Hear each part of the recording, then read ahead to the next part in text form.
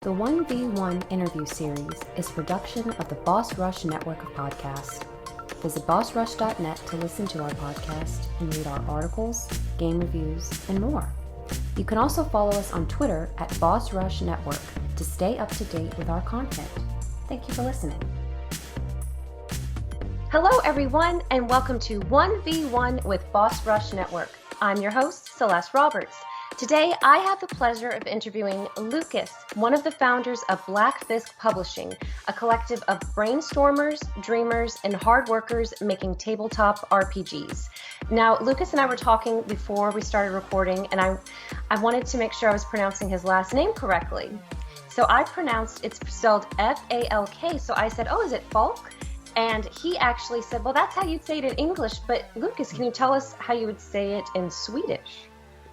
In Swedish, it would be Lucas Falk, but it's pretty much the same. So I react to both when people use them, so I know who they're talking about. Awesome. Well, Lucas and I met through another Zelda podcast, which I am also a part of. He hopped into our Discord and started saying how he works with tabletop RPGs. And I said, well, I have to interview you for Boss Rush because that is so cool. I don't know a whole lot about them, but I know a lot of people enjoy them. And I love learning about what people like to do that makes them excited to get up in the morning. Yeah, I was listening like this summer. I travel a lot for work, and I ran out of podcasts to listen to. So I was like, yeah, what interests haven't I explored in the podcast area yet? And I was like, maybe there's a Zelda podcast. And I started looking up, and I found another Zelda podcast. And I listened to a couple of episodes. And there was one episode like about Zelda in other media or something like that. And they were talking about it. And yeah, there should be a Zelda role-playing game. And I was sort of working on that right as I listened to that episode. And I figured, yeah, perhaps I should get in contact with someone about that. That is awesome. Thank you for making time. I know it's late in the evening where you are. It's Labor Day here at the time of this recording. So I have a little bit more leeway today. Yeah, no worries at all. Thank you for having me. It's fun being on. So how are you doing? How are you enjoying your week so far? Is it busy? Actually, I've been this spring, I was working 2 full-time jobs for the same employer, so I was really busy. And then I had 7 weeks of vacation, and I pretty recently got back. And now I only have 1 full-time job at that employer. So it's been really calm, and I've been using my time like starting up new things that I enjoy rather than putting out fires everywhere and just handling crises, which is a lot more fun to be proactive and creative rather than stressed out and hurried. So yeah, I'm doing really, really well this fall, actually. 2 full-time jobs, 7 weeks of vacation. Okay, so that's a little unheard of over here on this side of the Atlantic Ocean. I have a really weird daytime job. I work for a non-governmental organization, but we're funded by the Swedish state to sort of get people to engage more with their hobbies and interest and learn more about stuff. So it's sort of a non-school education organization. And there was one of my colleagues quit, and there was an opening to switch. I was mostly doing focusing on like nature and camping and animals and things like that. And there was an opening for gaming culture, and I was like, yeah, I need that. I need that job as well. But they couldn't find a replacement for me in time, so I had 2 jobs at the same time. But now I'm working full time with we call it gaming culture, and trying to get more people into the hobby. Okay, I think listeners are going to lose their minds and ask, how do I get into this job position? Are you accepting applications? Yeah, I've been, like, I started out when I was really young, both playing music and playing a lot of tabletop RPGs, and got into like local gaming clubs that were all supported by this organization that I'm now working for. So I was for a long time was like, yeah, that's what I want to do when I grow up. Help others get into hobbies and finding places to hang out and learning more about things they're interested in. So I've been hunting this job for quite a while, and seems in the end it paid off. So yeah. That's incredible. So, how long have you been into gaming culture? Was it something that was a big part of your childhood? Yeah, I was really into video games when I was younger, and as I got a bit older, I started leaning into computer games, and I think I found tabletop role-playing games pretty much through computer games. But I keep going back and forth. I was into miniature wargaming for a while. I've never really been into the card gaming aspect, but yeah, I dip my toes in pretty much all other gaming except that. Do you have And yeah, it's been. I probably got my first video game when I was, I don't know, 7 or 8, and been hooked ever since. Was it a Nintendo system or was it a Sega? I think PlayStation? the first thing I played, it was actually we had a home computer pretty early, and it had like the Prince of Persia game, and I think a game called, I don't know, Dark Fort maybe. I can't remember. I barely remember the game, but you were sort of exploring some sort of castle and fighting bats, things like that. Oh, wow. That sounds almost like Castlevania a little bit. Yeah, a little bit, but it was even simpler. If I remember it correctly, I haven't gone back to it. But yeah. Okay. So, do you have time to play games as much as you used to? No, I have like doing both my daytime job and the publishing company. Sort of not allowing myself too much video game time because that's like a leisure thing. So I have 1 or 2 games that I tell myself I can play this game when I've finished everything else, and then I just uh, deep dive into that game for like a week, and I do pretty much nothing else than just play a video game. So it's my treat for being productive, I guess. What kind of games do you gravitate towards? I've been, I think, like mostly adventure games. Not so much. I'm not very good at video games, I think. So I don't really lean into the combative games or first-person shooters or strategy games. So more like puzzle games, adventure games. Yeah, the Legend of Zelda series is a big favorite of mine, and I've also been quite into like the Dark Souls games lately. So yeah, I a think lot of adventure and swords and things like that. if you're watching the video, you can see that really cool Breath of the Wild picture in the background next to a Yeah. typewriter too. Yeah. That's Yeah. awesome. I try to use the typewriter for writing because when you're in front of the computer, you sort of always have access. You always have access to social media and YouTube and things like that. So I tried to write a manuscript on the typewriter, but it was a bit too slow and clunky. I can keep up. My thoughts were running away faster than I could write on it. So now it mostly collects dust, but it looks pretty, I guess. It does look really pretty. And I'm sure it's very challenging because, like you're saying, it's slow. And if you make a mistake, it's not like you can just press backspace, right? Yeah, and I think it could be good because you would choose your words really well if you start thinking about it. But I'm more of I write uh, barely legible texts, just bullet lists of things that no one else would understand, and then I try to turn those into more uh, legible sentences, and then I try to evolve them. So my writing process is really based on improving something that's not good at all. So perhaps it was a bit too much pressure with the typewriter having to write good things or having to rewrite everything. So maybe someday when I have more time. So what do you like to write? Are you interested in working on a novel? I've had that on my to-do list, but yeah, nowadays it's mostly just games and like tabletop Hmm. role-playing games and adventures for tabletop role-playing games.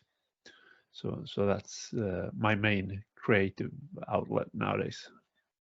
Awesome. So there might be some people listening who are thinking, okay, what is a tabletop RPG, and how would you describe that? I think it's there were a lot of different types of role-playing games, but I think at the core it's collaborative storytelling with some sort of rule set to add uh, something unexpected every now and then. Would probably be the way I would describe it, the most basic. A lot of people have heard of Dungeons and Dragons, and especially now with the like Stranger Things and there, there's a big Dungeons and Dragons movie coming out sometime next year, and I think tabletop role-playing games have been sort of was a bigger thing back in the day, and then it sort of went away with the satanic panic and people finding computer games, and I think now sort of a second golden age, maybe people are finding their way back to it after having been gone for a while, and new people are discovering it. So it's a way to, for me at least, it's pretty much like playing video games and computer games without the limitations of first having to program a video game, and also without the limitations of playing a pre-programmed video game, because you can do things outside the uh, not necessarily outside the intentions of the game creator, but like there are a lot less limitation because it's based on collaborative storytelling. So uh, no one's gonna say, no, there's a wall here, you can't enter that door because we haven't programmed anything inside the house.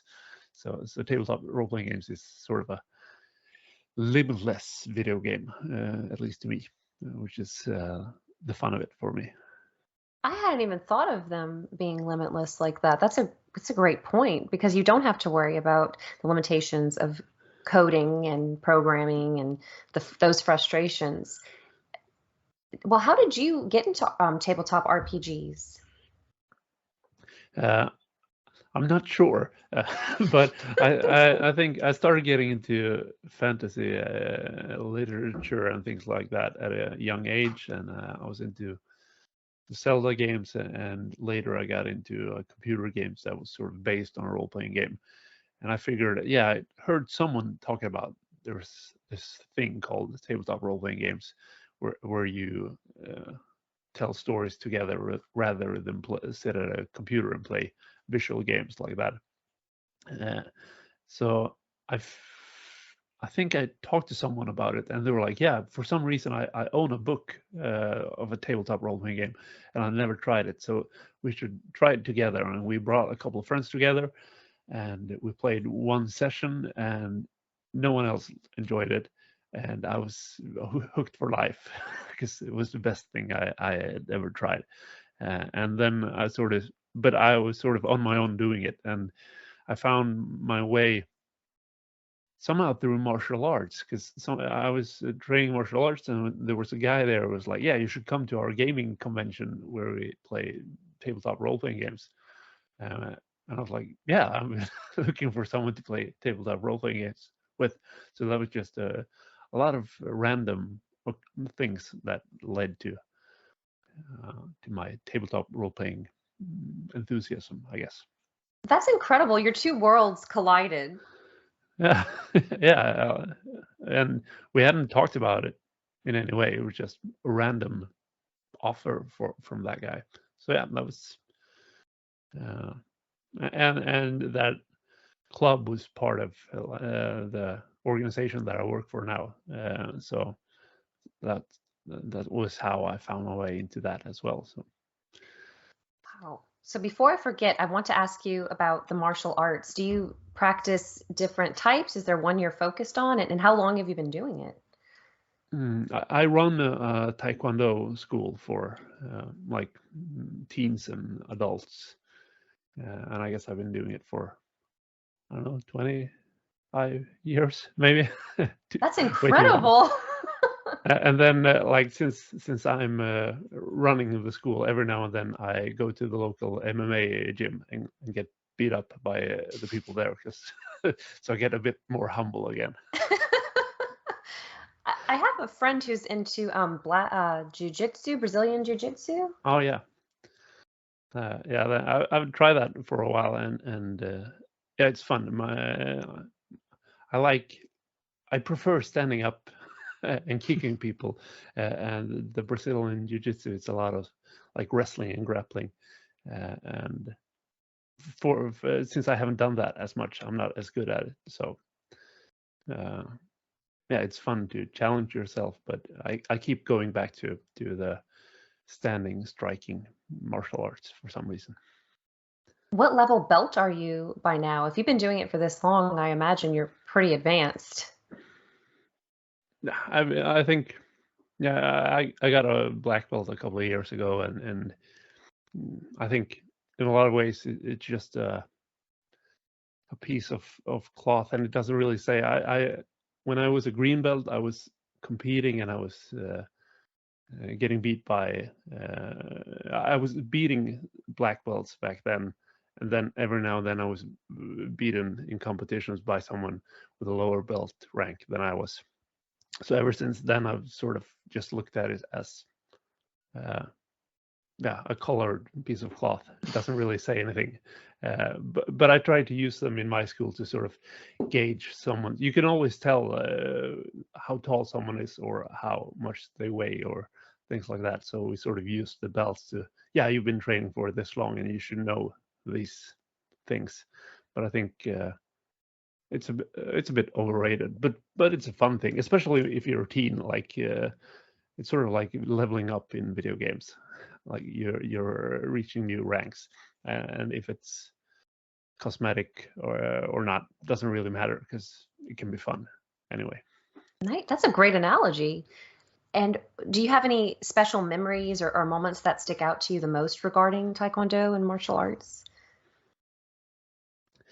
I think yeah, I've had a lot of fun competing, but I think now that I run my own school, it's mostly the fondest memories are of people learning stuff that I somehow managed to teach them. I think that's the most fun, and like the people competing for the first time or mm.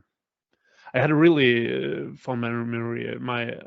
I got my kid into martial arts as well, and he struggled with something, and we worked on it for like every day for a week. As soon as he got home from school, we worked on it together, and in the end, he managed to figure it out. And I think that was a fun like bonding experience and also like a good life lesson. Just keep at it and work on it, and we'll figure out somehow. So yeah, that was a good memory. Oh, I love that. It has to take so much discipline too, I'm sure. Yeah, but I think pretty much everything does. Like if you want to be good at something, it doesn't matter if it's kicking people in the head or being a good writer or just being a good cook or whatever it is. It requires a lot of discipline, but mostly just some sort of drive or passion for it. It's really hard to get good at something that you're not enjoying doing. Hmm. Did you ever get into music or other types of sports or any other activities? I played in a band for a bunch of years and lived together with a band and pretty much lived in our rehearsal space, just playing music every day. So yeah, I've been dipping my toes in a bunch of different hobbies as well, I guess. And yeah, music was a big thing. I was really into surfing for a while, and I played tennis and golf and things like that. But I think martial arts is the sports thing that really hooked me in. I think music and creating games and writing is probably the more cultural hobbies of mine, I guess. Do you like to listen to music while you're working on your tabletop games? I'm always listening to music whatever I'm doing. But when I was playing music, I was listening to a lot of music with vocals. But lately, since I'm writing, I can't really listen to vocals while I'm Hmm. doing that. So a lot of instrumental uh, music, different genres, but a lot of like lo-fi hip hop has been on my playlist lately, and like atmospheric post Hmm. rock things. Yeah, I think it's a good way to shut out everything else, to just have headphones on and listen to music, and no one will talk to you, and you won't hear anyone else. That's a great idea. Yes, I Yeah. love listening to music while I work. I like the lo-fi hip hop like you mentioned, and Oh yeah. I like the kind of vaporwave style Oh yeah. that's been picking up, kind of that electronic synth music that's making a resurgence since the 80s.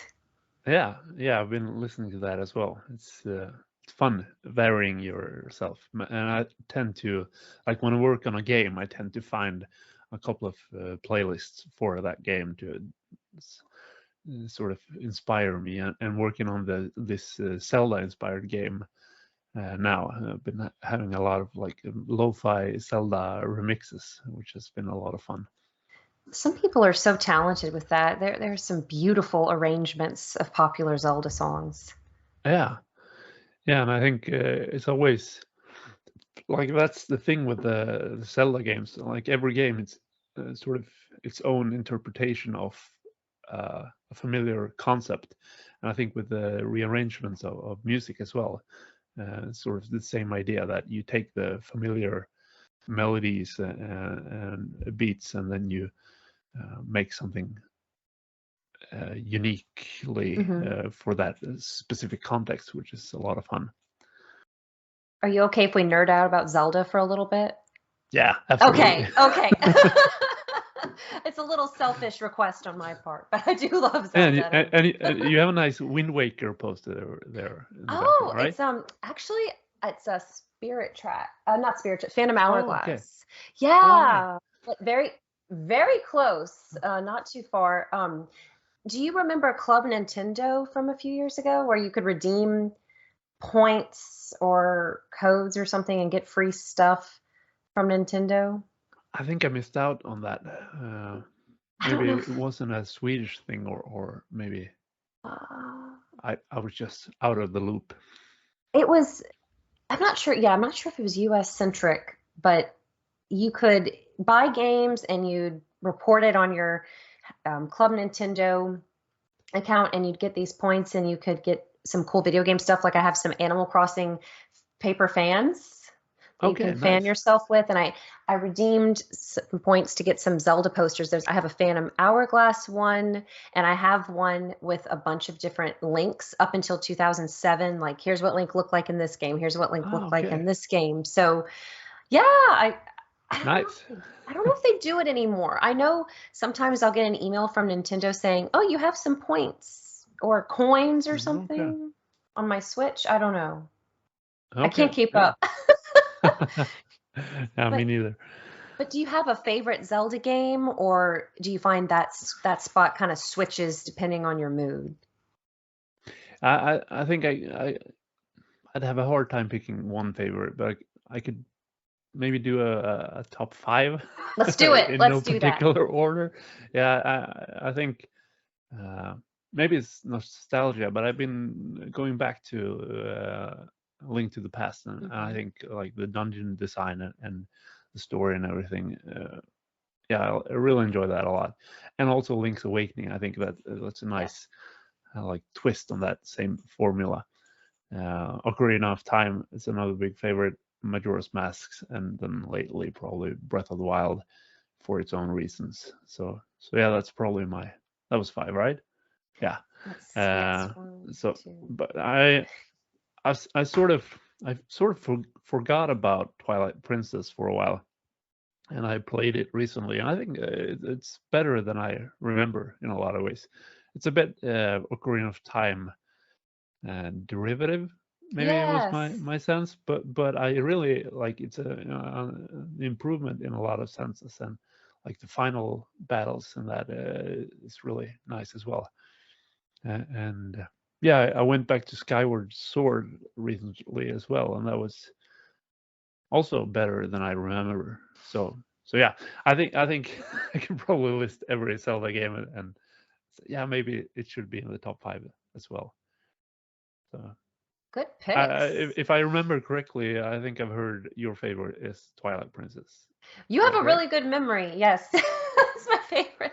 I think it kind of switches between that and Ocarina of Time, Okay, yeah, but I my first Zelda game was A Link to the Past. Did y'all have video rental stores when you were growing up where you could yeah, rent movies and video games? Yeah.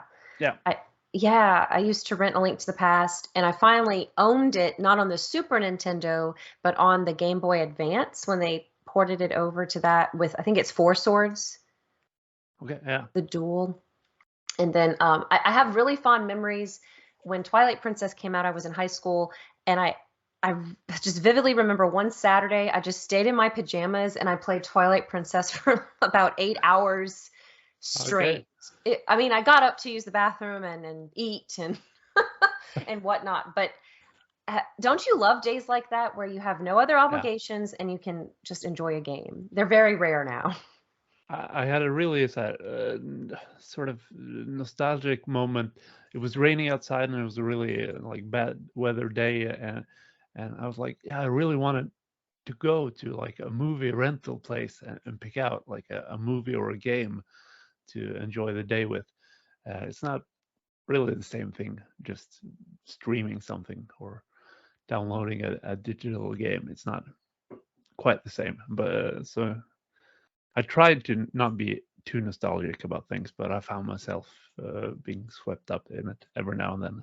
Anyway. Oh, no, I feel that. I think it's very convenient to be able to download. I like your water bottle, Yeah. by the way. I just noticed what Oh, you thank you. have on it. It has some little Yeah. hearts. Yeah. I, it's very convenient to be able to download some games, but I remember it was such a big deal because my dad and my two younger sisters are also gamers.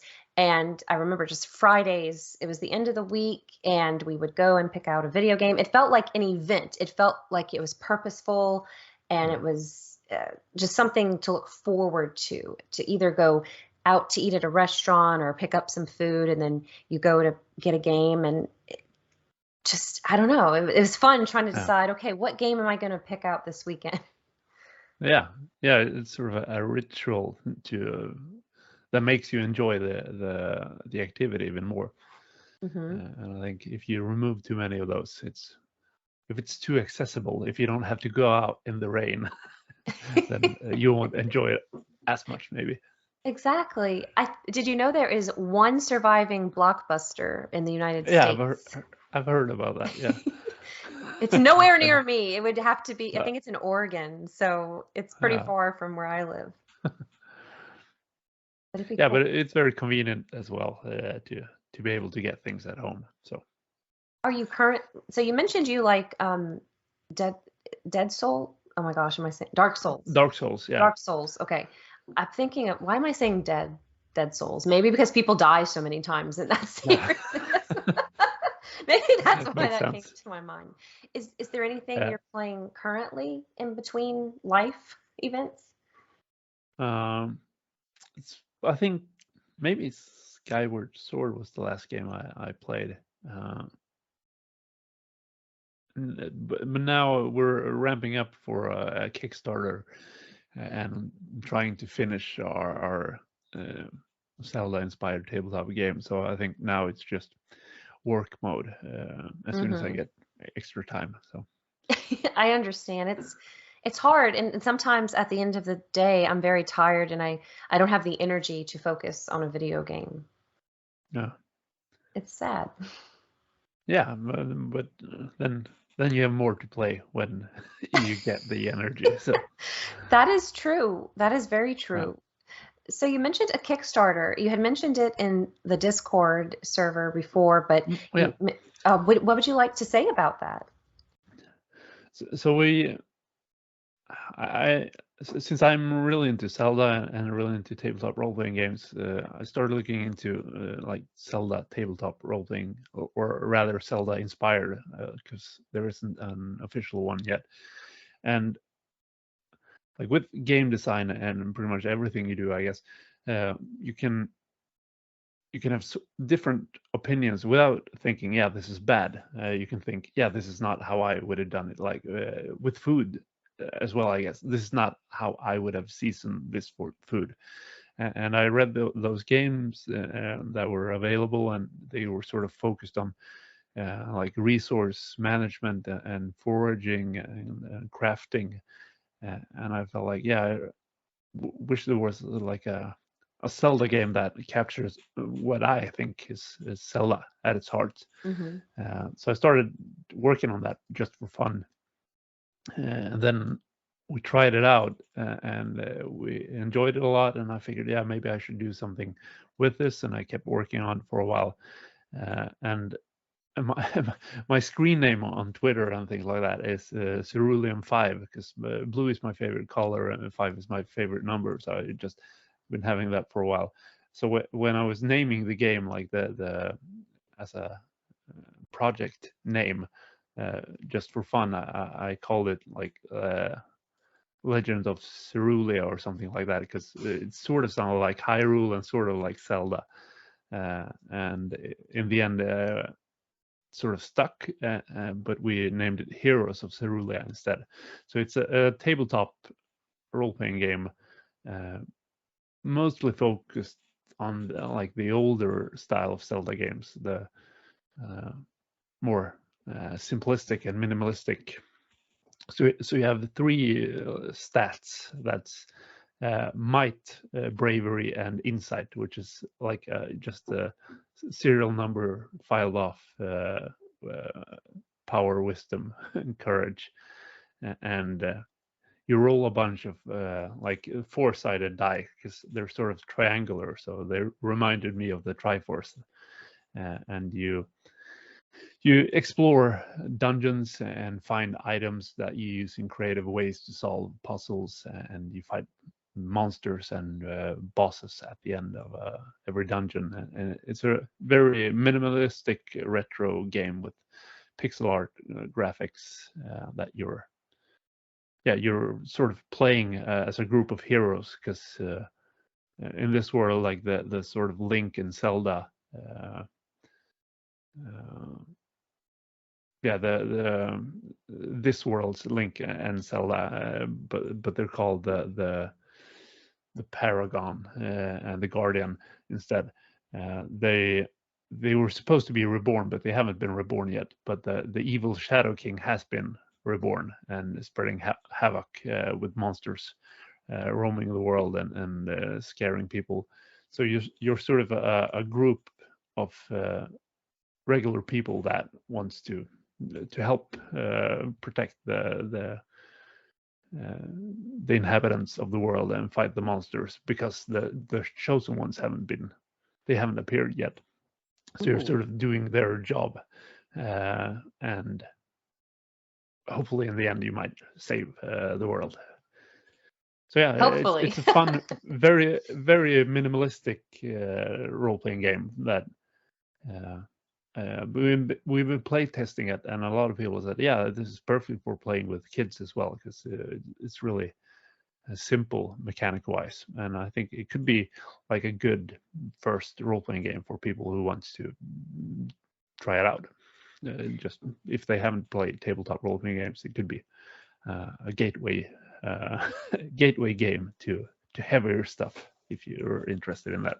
Oh, I love that. That was going to be my question because I've never really played tabletop games. I think I played a little bit of one, or maybe it was just a board game at a friend's house. But I understand tabletop games, the campaigns can last a while. Is that how these games will be, where you might have to visit with your friends or family multiple times to finish them?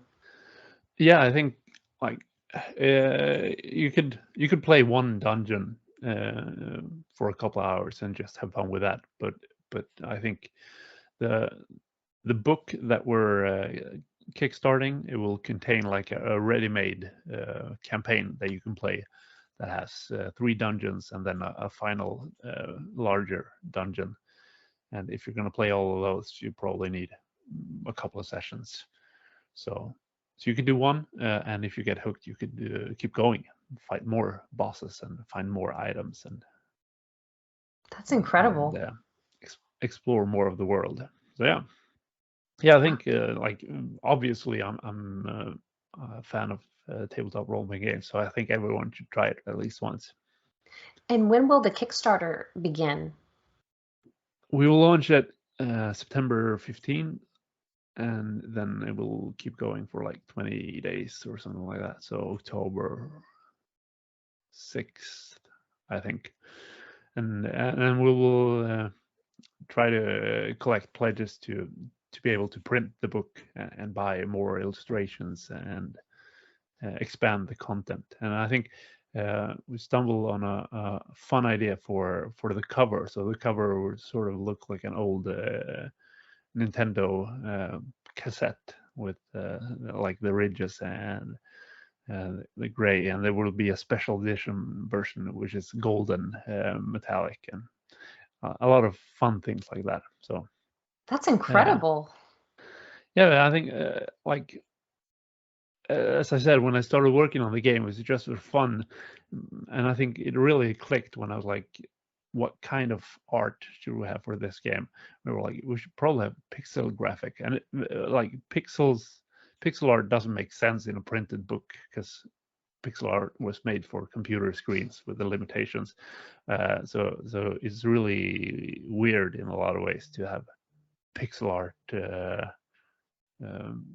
in printed media.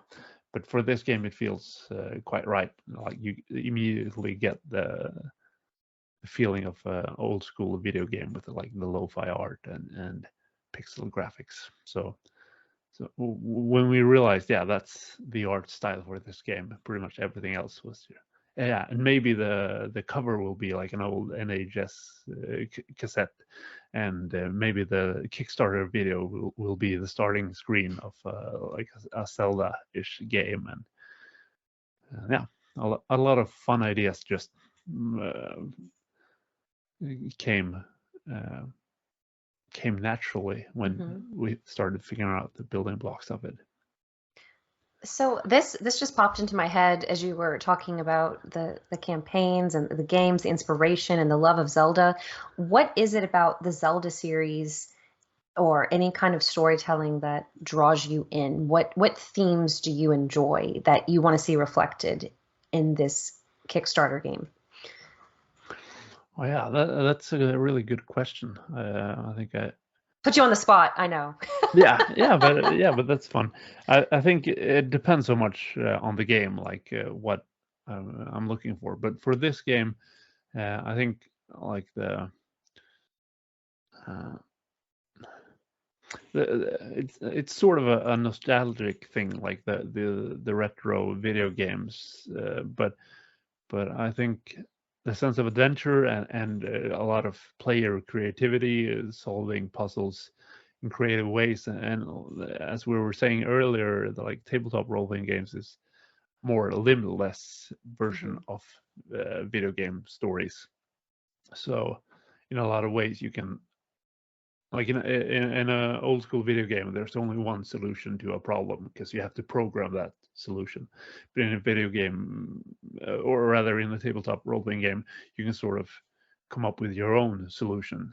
And if you agree that, yeah, that makes sense, you can go with that. So open up for even more player creativity when solving puzzles. And yeah, as I was saying with the like rearrangements of music and like the re-exploration of the same themes in different Zelda games, it's sort of my own exploration of different context for the Zelda themes and the building blocks, I think.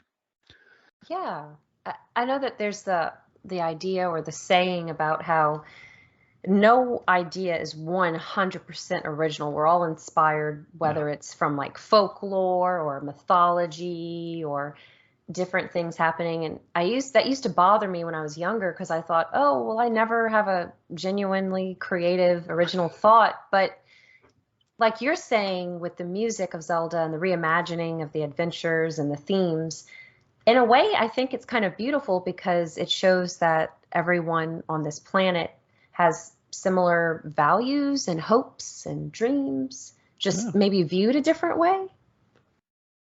Yeah, that's a nice sentiment. I think that's a more like connecting thought. Like you keep reusing other people's ideas and combining ideas from different people and places and genres or mediums or whatever. And I think that doesn't make ideas any less worthwhile because it's a combination of things. Because probably someone had the first idea at some point, but that was way back, and now we're all just remixing ideas, and I think that's fine too. Absolutely. And I love seeing people's reimaginings. I mean, I used to love reading fan fiction a lot when I was younger. Oh yeah, Did you ever get and into that? I didn't, but I think I felt the same way about like reboots and Hmm. things like that, because you get to see someone else's vision for a character or like a context with yeah, like with the comic book movies, you sort of get to see a different interpretation of the same characters, and I think that in a lot of ways that's yeah, that's the same thing. Yeah, Remixing ideas or getting a different perspective on a single thing. And fan fiction is, yeah, the same thing. Like someone else thinking about the same character, or but in a different context, or uh, adding to a story. exactly. And are you familiar with The Lone Ranger? I don't know if that's popular in Uh, Europe or. there was a Johnny Depp movie of that, right? And it was based on something Yes, earlier. Yeah, yes. yeah, How you were saying the different interpretations and the reboots. So the movie has Army Hammer, Johnny Depp. It came out right. maybe within the last 10 years. And I took my grandparents to see it because they grew up with the original Lone Oh Ranger, yeah. like the cowboys and Native Americans, and it was in black and white, and I was curious to see their reaction to the modern show. Right. It was so that's what I was thinking of when you were talking about comic book characters. And after we left the movie, I said, "Well, was this anything like the Lone Ranger when you were growing up in the 40s, 1940s?" They said it's a little different. It's a little bit more exciting than what we had, but that's fascinating too because someone like Batman for my dad when he was growing up reading comics, I'm sure whatever was happening in that time period was what was going to be reflected in the comic books. And now in 2022, they're going to have to the writers are going and illustrators are going to have to make it echo with whoever's reading it today, I would imagine. Yeah, absolutely. And yeah, people nowadays have different perspectives, and I think that's a good thing about like the whole mainstream industry is that we're starting to get voices from different groups and different places, because I think you get more interesting ideas that way.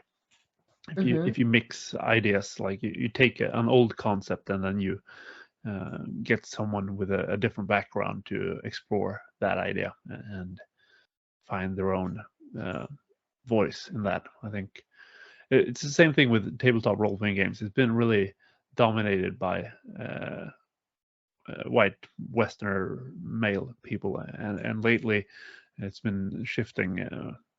So yeah, I've read a lot of interesting stuff about made by Southeast Asian designers and non-binary game designers, and yeah, just interesting perspective. We published a couple of games by uh, a person called Amos Persson, made uh, non-binary person who co-designed one of the games that we published and designed a game on their own that we also published. And like they have a different perspective on things than I do, and it was really fun exploring that together. Wow. Are there any other games or any other creators you'd like to mention who have worked with There's you? yeah, Almost Passion is probably the one external game designer that we worked with. Otherwise, we made a lot of games ourselves. We started out making them in Swedish, so they're not very accessible. But now we're expanding into English-speaking territory, and yeah, there's a really cool role-playing game called Wonder Home, made by a person called J Dragon, which is like a um, very cozy, sort of Ghibli-ish people, like animals, like anthropomorphic animals traveling together through the countryside and helping people out. And it's really like not a traditional role-playing game in the sense that it doesn't focus on combat and more about the group doing things together. That's a fun game, and there's a really cool like setting called A Thousand Island, written by Sirik Su and Munkau, I think the illustrator's name, and they're from Malaysia. I don't know if both of them are, but in Malaysia and Indonesia maybe. And it's like a fantasy setting, but written from the Southeast Asian perspective with all their myths, and like it's sort of their own fantasy setting, non-European fantasy, and it's really different and inspiring. So yeah, a lot of things like that. I think it's fun that slowly moving in that direction, that we're getting different voices and more perspectives and more more diversity overall. I think really fun to see, and inspiring, and yeah, it gets stale otherwise. Like Mm-hmm. if you just the same people repeating the same ideas, we're getting nowhere. So yeah. That's why there are so many books, so many movies, so many games, because there's so many voices out there. And I Yeah. know growing up, especially when I was younger, it was a big deal for me to be able to play as a female character. Yeah. Yeah, my partner was joking about that sometime when I was playing video games. It's like, did you? Is this another game where you could design the main character? And I was like, no, this is the standard character. Oh, it looked like you pretty much. And then I was playing a different game. I was like, oh, this one, you could design your own character. No, this is just a standard. And it was like I played The Last of Us and Uncharted or something, and everyone is like a white male with dark hair and maybe a scruffy beard, and that's like 90% of all the video game characters from a certain era. So yeah, I think that's really important for like you could try to put your you could engage, and I don't know the English word for it, but uh, you could have fun playing a game as a character that's not like yourself, but there's something like there should be at least some games where the main character is like you, Hmm. whoever you are, and yeah, more diversity is apparently needed in that area as well. So yeah, that's fun to hear that you had that experience, and I think more people are getting to have that experience in the future. Hmm. I really hope so, and I think it's getting better. What would you say are some of the challenges of being a TTRPG publisher? What are you facing, especially now that you're trying to get into more English-speaking areas? I think the worst part is everything except writing games. Like doing all the bookkeeping and the distribution stuff, and with the pandemic there was a lot of trouble distributing books and like the taxes and things like that. That's not really why I started a company. I just wanted to make stuff, but Also, a problem is too harsh to call it, but a challenge is that the Dungeons and Dragons is like 99% of the entire tabletop RPG hobby internationally, and yeah, it's hard to go up against a large company like that, and they have a established brand, and but on the other hand, it's really nice because like the last 1%, instead of fighting over the scraps, everyone's really helpful in that community, like the tabletop RPG designer community. A lot of people are really helping each other out,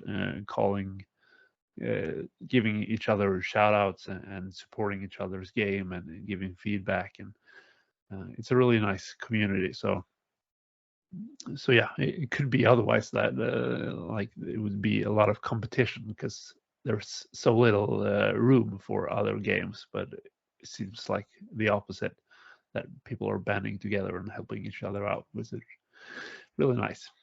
That is incredible. So as you were talking about everything, I was thinking about this little store in my town that it's called End of Turn Games, and they have like Magic the Gathering tournaments, and I believe they sell tabletop RPGs. So is that something you're hoping to see, where people will be able to go to stores in different countries and pick up your games, or is it mostly all going to be online? I think we have our games in a bunch of stores internationally.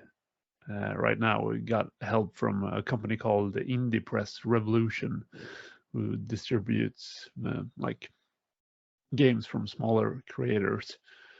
So we have a game called Blood Feud out, which is a tabletop role-playing game about toxic masculinity in the Viking Age.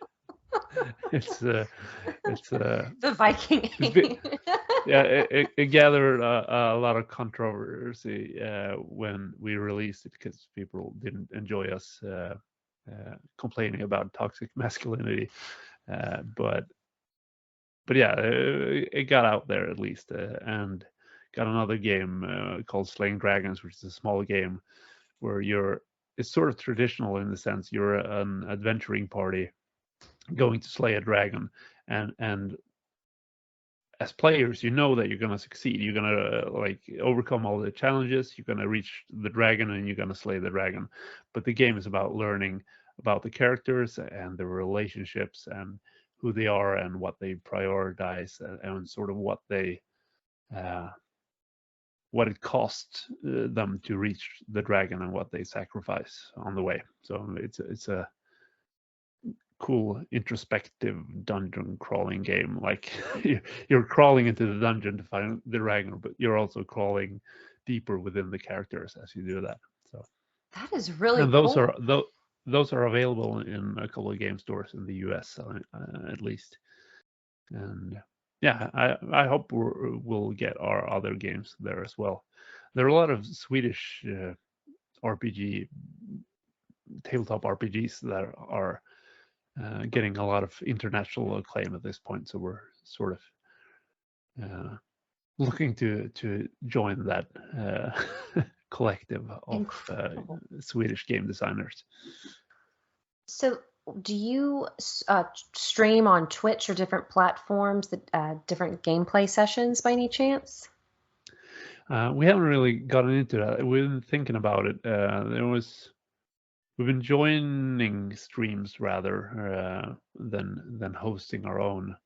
It was a stream of the Blood Feud, the toxic masculinity game, on a channel called Plus One XP, and they play that together. And hopefully, I'll join them with Heroes of Cerulean as well. But yeah, we used to like the two of us that are running the company, Peter and I. We sort of met through both having our own tabletop role-playing game podcasts in Swedish. So we used to do that for a while, but we sort of didn't have the time to keep doing that when we started the company. But we've been talking about maybe doing like something in English. But yeah, don't really have the time. So I think starting up our own streams or on Twitch would be too time consuming at this point. Yeah, you probably have to give up some time on a weekend like on a Saturday night or something. And I'm sure at that point you're like, okay, I want to be with my partner. I want to be with my family. I have a brother makes a living of streaming, but he's playing drums on Twitch. It's called Max A Drums, and it plays a lot of drum covers and like drum lessons and things like that. So I've been looking into the streaming sphere, but not joined it myself. That's incredible to me. That's mind-blowing to me that people are able to do that. Yeah, that's quite exciting for just he loves playing drums and he gets to play drums and make a living out of that. That's always great. Absolutely. I think some people who aren't really as into gaming. So I don't really watch a lot of streamers. I just don't have a lot of time, but I think it's incredible that it exists. And someone was kind of someone who's not as into game was saying, like, I don't understand why people want to sit around watching people play games. And I said, well, people sit around to watch people play American football or baseball or soccer or tennis, and they're not contributing to it either. Or I don't know if it's popular in Sweden, but we have a channel called HGTV, Home and Garden Television, where people watch grown adults go search for homes they want to buy. Okay, yeah, we have a couple of those shows as well. Yeah, I like you, I haven't really got into watching a lot of streams or things like that, just because I don't really have the time. But I've heard a lot of people say it's sort of like having the radio on. You're not necessarily watching every second of it, but you're sort of having someone else keep you company and listening to conversations. And I mostly use podcasts for that aspect of entertainment. Like I listen to podcasts when I'm driving to work and doing taking walks and doing dishes and things like that.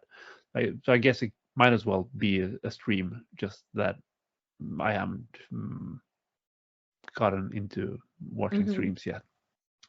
It is cool how you can type to the person streaming and there's a good chance they might read your message and even respond to it live. So that is really cool. Yeah, and I'm really impressed with my brother, for example, how he can focus on playing drums and then he can entertain a lot of people live and answer questions and keep reading comments and then get back to playing. And it's got a really great personality for entertaining people, and so do like all successful streamers. It's a really special skill to be able to focus on what you're doing, but also to make people feel seen and entertain them. Like when I'm playing video games, I'm just staring into the screen, mouth open, and like I'm completely zoned out. So I would be the worst video game streamer ever, I think. But people who are skilled at doing things simultaneously, it's really impressive. All kind of talents in this world. Oh my goodness. And I'm so happy. No. I always joke, if I'm the smartest or most talented person in the room, we're in big trouble because we're doomed. Yeah, but that's the thing. Like, no one's the smartest or most talented because everyone's got their own thing that they're talented or learned about. And I think, I'm sure you have a lot of things that you're the most talented at or the smartest at in certain context. And I know with myself, there are a lot of contexts that I'm the least learned and the least competent as well. But in some context, I know my way about the things that I've put my energy into. So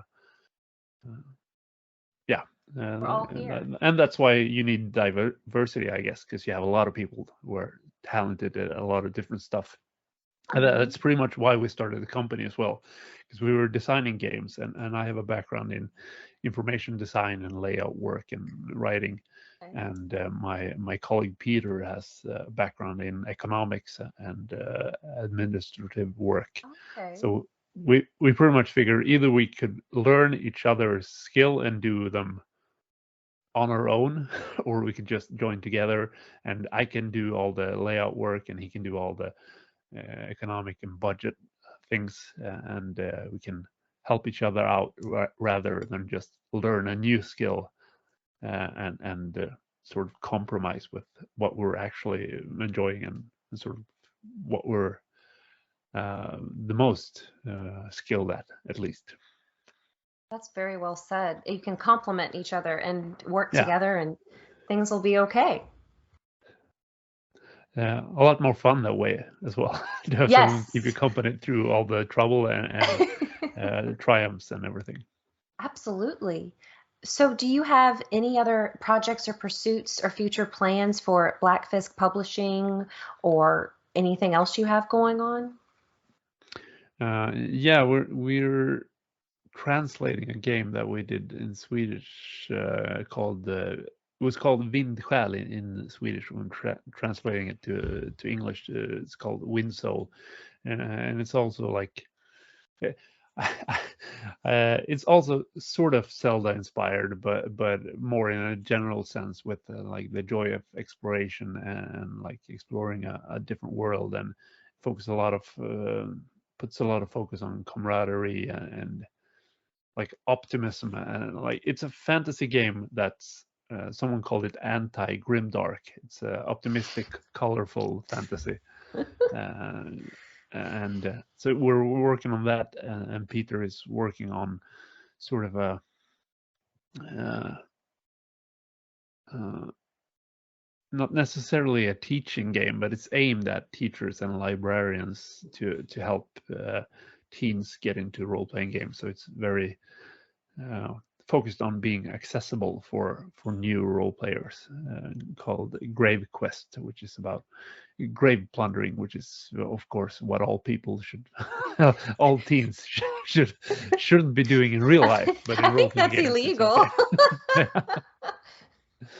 But yeah, so we got a lot of games lined up. This Zelda inspired Heroes of Cerule is the first one.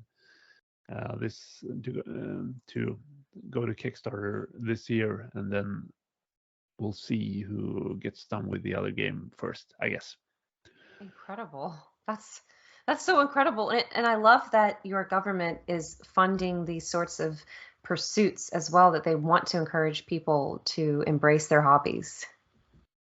Yeah, that's I'm quite proud of that part of our society, that we're, because I mean it's the same sort of the same idea with the sports thing, that we get a lot of government funding for. Like the Swedish sports system is built on uh, people who aren't making money. They're just helping kids and teens out just because they believe it's a good thing, and they get money from the government to pay for rent, for training, practice spaces, and things like that, buying equipment, and so no one's really making any money of sports or culture on the hobby level. So the government helps people do that, and it keeps teens off the street, and it gets people out from their apartments. And a lot of people, I talked to a lot of people when I was playing music who probably would have been criminals if it hadn't been for them finding music and having somewhere to be. And I met a lot of people in the gaming community who probably would have been at home depressed, Oh, yeah. isolating themselves if it weren't for their local gaming community contacts and things like that. So I think it's a good way to build a good society in that sense. Like put invest in culture and hobbies and health, for both mental health and physical health for for people. Yeah, I think that's something to be proud of. Oh, absolutely. That's beautiful. I love that. I think I'm gonna have to move to Sweden. That's We incredible. got problems as well in Sweden, but yeah, at least that aspect is somewhat intact at this point. That's incredible. Well, Lucas, how can listeners support you and or Bläckfisk Publishing? We're the worst at getting people to support us financially, because we always say, like, you could go to our website and you can get our games for free, because everything is pay what you want. You can just download it without paying anything and check it out. So if you want to get into role playing, you could go to our website and download games that you think are interesting and just check them out. But yeah, if you're excited about Zelda-ish role-playing game, you could go back to Kickstarter for Heroes of Cerulean, or if you're interested in what we're doing and what we got coming up, you could follow us on social media. We're usually Bläckfisk Pub on Facebook, Instagram, Twitter, and our website is blackfiskpublishing.com. Very cool. And I see you also have a YouTube channel. I have that listed as well. Yeah, I don't know if we've uploaded perhaps something, but I'm probably gonna upload a cool Zelda-inspired Kickstarter video for Heroes of Cerulean, and it's probably gonna be on the the YouTube. So at least we got another clip there. Very cool. And where can people follow you if they want to keep up with you and your endeavors? Yeah, I'm mainly on Twitter, where I'm Cerulean5, just one word, and I like to talk about tabletop role-playing games and Zelda stuff on there. I think a lot of people will enjoy that for sure. Well, Lucas, is there anything else you'd like to say? Just a big thank you. It was really nice chatting with you, and thank you for having me on and taking the time to let me blab on about stuff I love. If I could do this all the time, I would. I wish I could. I wish I could interview people all day, every day. I love seeing people get excited and passionate about things. Sometimes I'm guilty of this. I fall into that spiral of just reading bad news, whether it's local or regional, global, international, whatever the case may be. And it's very easy to forget that there are good people in the world and there are people who are passionate about fun things, not just hurting other people. Yeah, I think you sort of need to remember that to have the energy to face all the like there's a lot of important stuff that's really bad and really harmful, and it saps a lot of energy to deal with all that, and you sort of need the optimism and faith in people to have the energy to face all those things. So yeah. Absolutely. We all need to play your tabletop RPG so that we can feel better about everything going on. Yeah, hopefully that's part of the idea. Like it's good to I like some grim dark stuff as well, but every now and then you need some optimistic, colorful boosts just to have something to lift you up as well, not only push you down. Absolutely. Thank you for that. And thank you for taking time, especially since it's kind of late where you are. I'm so excited for people to get to learn more about you and Bläckfisk Publishing and just all these awesome games that you guys have coming out. So excited. Thank you kindly. Well, everyone listening, you can find more 1v1 interviews and Boss Rush's other podcasts at bossrush.net. And you can follow me, Celeste, on Twitter at FairyCrypt. So until next time, everyone, we will talk to y'all later. Thanks again, Lucas. Thank Bye, you. everybody.